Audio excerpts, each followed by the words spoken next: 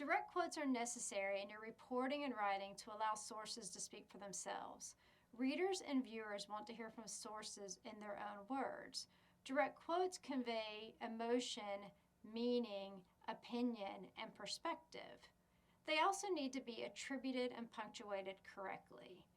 In essays and research papers, you may not have quoted individuals. In journalistic writing, individual sources are often quoted. We're going to use these sentences to go over the basics of correct attribution and punctuation.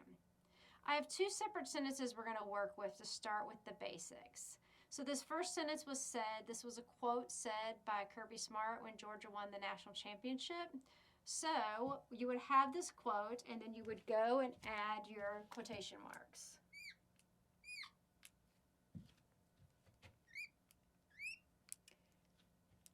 Then you would need to add your punctuation inside your quotation marks. So a comma is needed here instead of a period. Again, inside the quotation marks. And then you also need, of course, a period at the end of the sentence. With the sourcing, notice that this has Georgia football head coach Kirby Smart said. If you're using him in first reference, this is correct attribution. If you were using him elsewhere in the story previously, you would not need to use Georgia football head coach Kirby. You could just say Smart said in second reference. This is a quote from a story about the gas prices.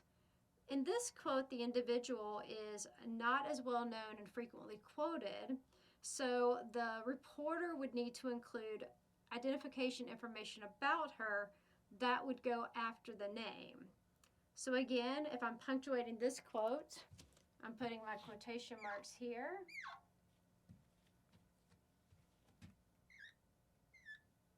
I'm putting the comma inside the quotation mark. After her name, between her name and her title or her occupation, you'll use a comma. Instead of a comma here, though, you're going to use a period. And then you're going to go to the start of the next sentence in the same quote, quotation marks,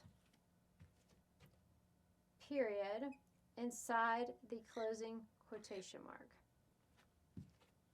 So these two sentences are punctuated correctly. We'll go on with some other sentences in the next batch.